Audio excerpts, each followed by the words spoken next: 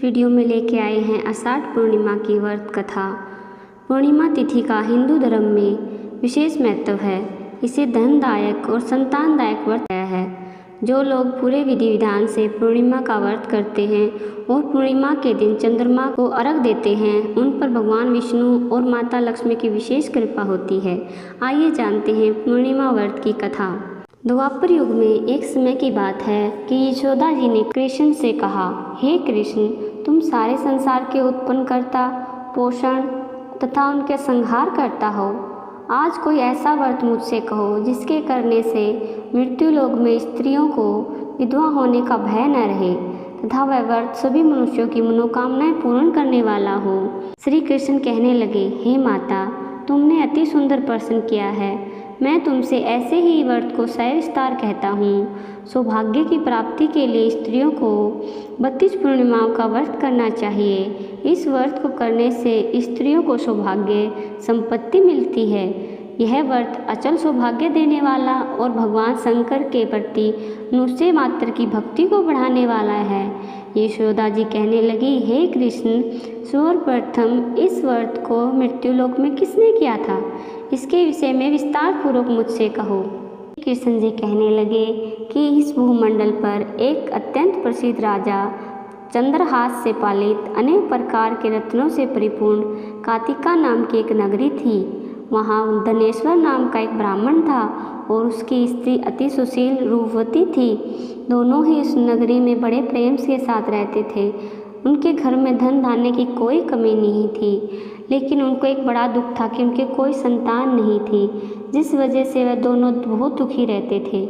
एक दिन एक बड़ा तपस्वी योगी उस नगरी में आया। वह योगी बाकी सभी घरों में भिक्षा मांगकर भोजन किया करता था, लेकिन उस ब्राह्मण ने कभी भी धनेश्वर के घर से भिक्षा नहीं ली। एक दिन योगी गंगा किनारे भिक्षा मांगकर प्रेम पूर्वक खा रहा था कि धनेश्वर ने योगी को यह सब करते देख लिया, सब कार्य किसी प्रकार से देख लिया। अपनी भिक्षा अनादर से दुखी होकर धनेश्वर योगी से बोले, और सभी घरों से भिक्षा लेते हो, परंतु मेरे घर की भिक्षा कभी नहीं लेते, इसका क्या कारण है? योगी कहने लगा, अभी आप गृहस्थ जीवन में सुख से वंचित हैं। आपके घर संतान होने पर मैं आपके घर से भिक्षा स्वीकार कर लूँगा। उन्होंने कहा कि जिसे संतान नहीं है उसके घर से भिक्षा लेने से मेरे भी पतित हो जाने का भय है। धनेश्वर यह सब बात सुनकर बहुत दुखी हुआ और हाथ जोड़कर योगी के पैरों पर गिर गया। तब दुखी मन से कहने लगा, आप मुझे संतान प्राप्ति के उपाय बताएं। आप सर्वज्ञ हैं, मुझ पर अवश्य ही यह कृपया कीजिए। धन की मेरे घर में कोई कमी नहीं है, लेकिन मैं संतान न होने के कारण अत्यंत दुखी हूँ। आप मेरे इस दुख का हरण कीजिए। यह सुनकर योगी कहने लगे, तुम चंडी की आराधना करो। घर पहुंचकर उन्होंने यह सारी बात अपनी पत्नी को बताई और खुद वन में चला गया। वन में पहुंचकर उसने चंडी की आराधना की और उपासना की।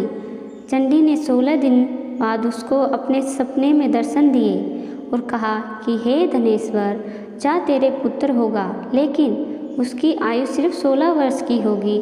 16 वर्ष की होते ही वह मर जाएगा। अगर तुम दोनों स्त्री और पुरुष 32 पूर्णिमाओं का व्रत करोगे तो वह दीर्घायु हो जाएगा। जितनी तुम्हारी सामर्थ्य हो उतने मिट्टी के दिए जलाकर शिव जी का पूजन करना, लेकिन पूर्णमासी 32 ही होनी चाहिए। सुबह होते ही तुम्हें इस स्थान के पास एक आम का पेड़ दिखाई देगा। उस पर चढ़कर एक फल तोड़कर अपने घर चले जाना। अपनी स्त्री को इस बारे में बताना। सुबह स्नान होने के बाद वह स्वच्छ होकर शंकर जी का ध्यान करके उस फल को खा ले। तब शंकर भगवान की कृपा से पर्व हो जाएगा। जब ब्राह्मण सुबह उठा तो उसने उस स्थान पर आम का पेड़ दिखाई दिया। वह उससे फल तोड़ने के लिए चढ़ा, लेकिन वह पेड़ पर चढ़ नहीं पा रहा था। यह देखकर उसे बड़ी चिंता हुई। उसने भगवान गणेश जी की उपासना की और कहा, हे दयानिधि, अपने भक्तों के विघ्नों का नाश करने वाले, के मंगल कार्य करने वाले, दुष्ट का नाश करने वाले, रिद्धि सिद्धि देने वाले, आप मुझे इतना बल दे कि मैं अपनी मनोकामना पूरी कर सकूं। इसके बाद वह पेड़ से फल तोड़कर अपनी पत्नी के पास पहुंचा। उसकी पत्नी ने अपने पति के कहे अनुसार उस फल को खा लिया। गर्भवती हो गई। देवी की कृपा से उसे बहुत सुंदर पुत्र पैदा हुआ। उसका नाम देवीदास रखा गया। माता पिता के हर्ष और शोक के साथ वह बालक बढ़ने लगा। भगवान की कृपा से बालक बहुत ही सुंदर, सुशील और पढ़ाई लिखाई में भी बहुत ही निपुण था। दुर्गा जी के कथानुसार उसकी माता ने 32 पूर्णिमा के व्रत रखे। जैसे ही 16वां वर्ष लगा, दोनों पति पत्नी बहुत दुखी हुए, कहीं उनके पुत्र की मृत्यु न हो जाए। उन्होंने सोचा कि अगर उनके सामने यह सब कुछ हुआ तो वह कैसे देख पाएंगे। तभी उन्होंने देवीदास के मामा को बुलाया और 1 वर्ष के लिए देवीदास को काशी पढ़ने के लिए भेज दिया। 1 वर्ष के बाद उसे वापस लेकर आ जाना। देवीदास अपने मामा के साथ घोड़े पर सवार होकर चल दिया। उसके मामा को भी यह बात पता नहीं थी। दोनों पति पत्नी ने 32 पूर्णिमा का व्रत पूरा किया। दूसरी तरफ मामा और भांजा दोनों रात गुजारने के लिए रास्ते में एक गांव में रुके। उस दिन उस गांव में ब्राह्मण की कन्या का विवाह होने वाला था। जिस धर्मशाला में वर और बाराती के बाकी लोग रुके थे, उसी धर्मशाला में देवीदास और उसका मामा ठहर गए। उधर कन्या को तेल आदि चढ़ने के बाद जब लगन का समय आया तो वर की तबीयत खराब हो गई। वर के पिता ने अपने परिवार वालों से विचार विमर्श करके कहा कि यह देवीदास मेरे पुत्र जैसा ही है, मैं इसके साथ लगन करा दूं और बाद में बाकी सारे काम मेरे बेटे के साथ पूरे हो जाएंगे। ऐसे कहने के बाद वर के पिता देवीदास को मांगने के लिए उसके मामा के पास गए और उन्हें सारी बात बताई।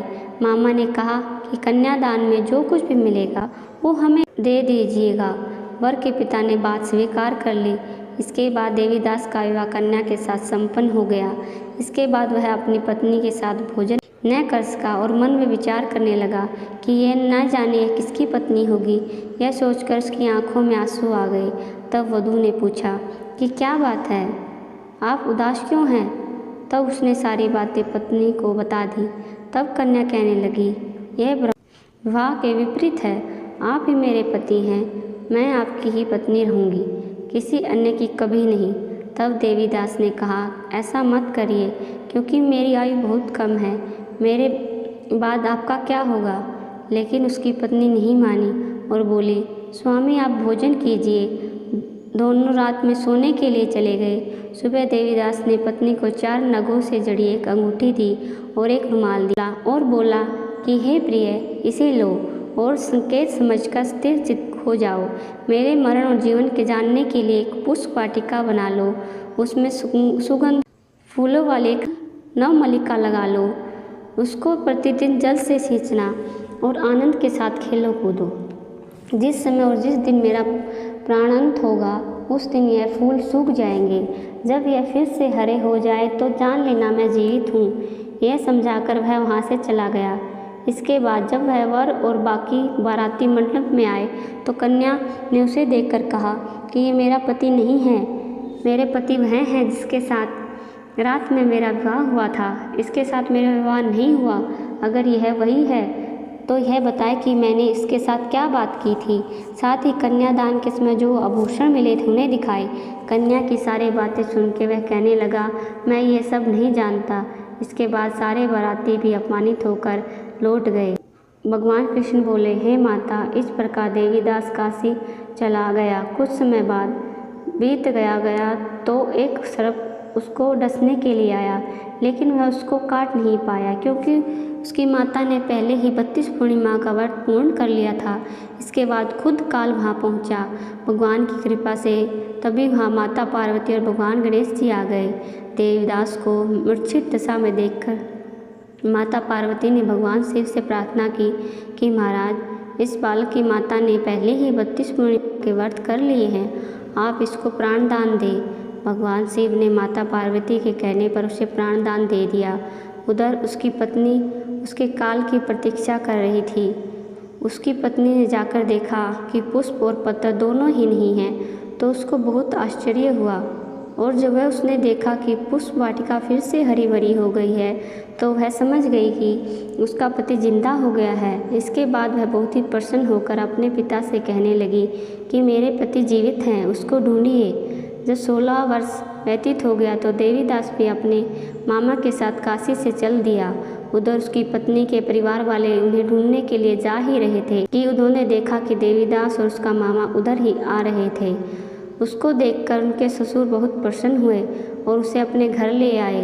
वहाँ सारा नगर इकट्ठा हो गया और कन्या ने भी उसे पहचान लिया। देवीदास ने इसके बाद अपनी पत्नी और मामा को लेकर वहाँ से चल दिया।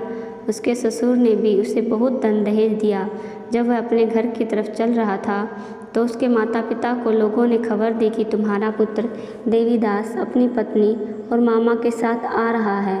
ऐसा समाचार सुनकर पहले तो उन्हें विश्वास नहीं हुआ, लेकिन जब देवीदास आया और उसने अपने माता पिता के पैर छुए तो देवीदास के माता पिता ने उनका माथा चूमा और दोनों को अपने सीने से लगा लिया। दोनों के आने की खुशी में धनेश्वर ने बहुत दान दक्षिणा ब्राह्मणों को दी। श्री कृष्ण जी कहते हैं कि इस तरह धनेश्वर को 32 पूर्णिमाओं को व्रत के प्रभाव से संतान प्राप्त हुई। जो स्त्री इस व्रत को करती है वह जन्म जन्मांतरों तक वैधव्य का दुख नहीं भोगती और सदैव सौभाग्यवती रहती है। यह मेरा वचन है। यह व्रत संतान देने वाला और सभी मनोकामनाओं को पूर्ण करने वाला होगा। बोलो भगवान श्री नारायण की जय हो। ओम भगवते वासुदेवाय नमः।